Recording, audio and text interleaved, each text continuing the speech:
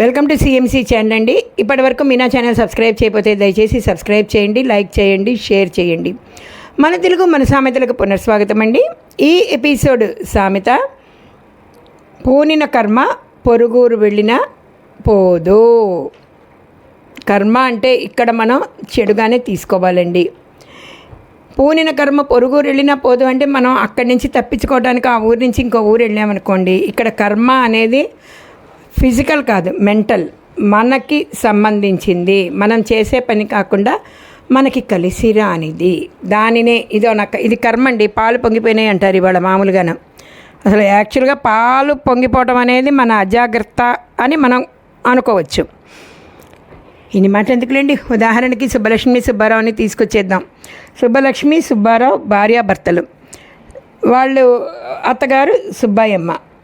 సుబ్బలక్ష్మి రోజు మంగళవారం శుక్రవారం లేకుండా పాలు పొంగిస్తూ ఉంటుంది. వాళ్ళ అత్తగారు కొద్దిగానో చిరుబురులాడుతూ ఉంటుంది. ఏమిటే సుబ్బలక్ష్మి ఈ కర్మ మనకి, మాట్లాడితే తెచ్చిందే లీటర్ పాలు, అందులో 1/2 లీటర్ పొంగిచ్చేస్తే ఏం తాగుతామే, అందులో మళ్ళీ నీళ్లు కలుపుకొని తాగాలి మనం, కాస్త శ్రద్ధగా పాలు కాయొద్దా అని అప్పుడప్పుడు చిరుబురులాడుతూ ఉంటుంది కోడల మీద. సహజమే కదండి, పెద్దవాళ్ళు చిన్నవాళ్ళని కోప్పటం, చిన్న చిన్న తప్పులు చేస్తే. ఒక రకంగా పెద్ద తప్పు లేని నిత్యావసర వస్తువులు కదా పాలు, అది సుబ్బలక్ష్మి పొంగ పెట్టకూడదు. సరే, వాళ్ళు సుబ్బారావు ఒక చిన్న ఆఫీసులో ఉద్యోగం చేస్తుంటాడు, అతనికి బదిలీ అవుతుంది.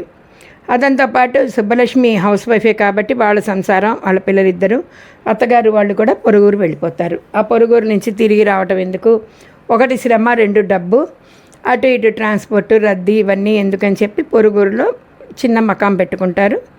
మళ్ళీ ఓ చిన్న ఇల్లు తీసుకుని ఆ పిల్లల్ని తీసుకుని వాళ్ళు అక్కడికి వెళ్ళి ఉంటుంటారనమాట. అక్కడ కూడా షరామామూలే. మన సుబ్బలక్ష్మి పాలు తీసుకురావడం, ఆ పాలు పొంగ పెట్టడం, ఇది ఉదాహరణ మాత్రమేనండి. ఇలాంటివి ఎన్నో జరుగుతూ ఉంటాయి అన్నమాట. మనం ఫిజికల్గా పొంగబెట్టిన దాన్ని మనం ఏదో ఫేట్ లాగా మాట్లాడతారనమాట, విధిరాతలాగాన. వెంటనే సుబ్బలక్ష్మి అత్తగారు, ఏమిటే ఈ కర్మ, మనకి పూనిన కర్మ పొరుగురు వెళ్ళినా పోదురా సుబ్బారావు, ఏ ముహూర్తాన నువ్వు ఈ సుబ్బలక్ష్మిని పెళ్లి చేసుకున్నావో కానీ నిత్యం పాలు పొంగాల్సిందేను. ఈ పాలాభిషేకాలు ఏమిట్రా పొయ్యికి, అది ఎప్పుడో మా అత్తగారు వాళ్ళు ఇచ్చినప్పటి నుంచి వాడుతున్న పొయ్యి. ఆ పొయ్యి కాస్త ఆ చిల్లులు పూడిపోయి పాడైపోతోంది, కొంచెం మందలిచ్చరా మీ ఆవిడ్ని అని చెప్పేది కొడుక్కి. అయితే సుబ్బారావు తెలివిగలవాడు. నువ్వే అంటున్నావు కదమ్మా పూనిన కర్మ పొరుగురు వెళ్ళినా పోదని, అది నీ కర్మ అనుకో, ఏం చేస్తాము, నువ్వు చూసిన సంబంధమే కదా నేను చేసుకుంది. నేనేమైనా పెళ్లి చేసుకున్నానా, లవ్ మ్యారేజ్ చేసుకున్నానా, లేదు కదా, మీరందరూ చూసిన సంబంధమే కదా నేను చేసుకుంది కూడా, పెద్దలు నిశ్చయించిందే కదా. దీనికి నువ్వు మాట్లాడకూడదమ్మా, తను ఏం చేసినా భరించాల్సిందే.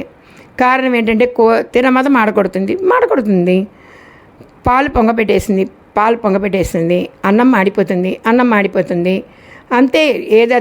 తను ఏమంటే నువ్వు అది చెయ్యమ్మా అప్పుడు పోతుంది అని. ఏమే ఆ పిచ్చి చూపులు చూస్తాట నుంచోకపోతే ఆ యూట్యూబ్లో ఏవో చెప్తారుగా, అన్నం మాడకుండా, పాలు పొంగకుండా, కూర మార్చకుండా, ఉప్పు ఎక్కువ వేయకుండా, తక్కువ వేయకుండా ఏవో చెప్తారు కదా కొలతలు, అవన్నీ చూసి నేర్చుకోవచ్చు కదా అని ఈసడింపుగా మాట్లాడేది సుబ్బాయమ్మ.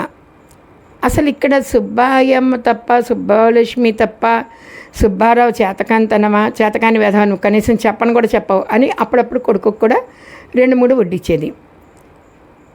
ఇది వాళ్ళు ఏంటంటేనండి, వాళ్ళు అంటున్న కొద్దీ చేసేవాళ్ళు ఎక్కువ ఉంటారు. ఒక రకంగా సైకలాజికల్ సామెత కూడాను. మనం ఏదైతే వద్దు అనుకుంటామో అదే మనం చేస్తాం. కావాలంటే ఇవాళ నుంచి మీరు గమనించండి, మనం ఈ పని చేయకూడదు అని పెట్టుకుంటే ఆ ధ్యాస ఆ పని మీదే ఉంటుంది, ఆ పనే చేస్తారు.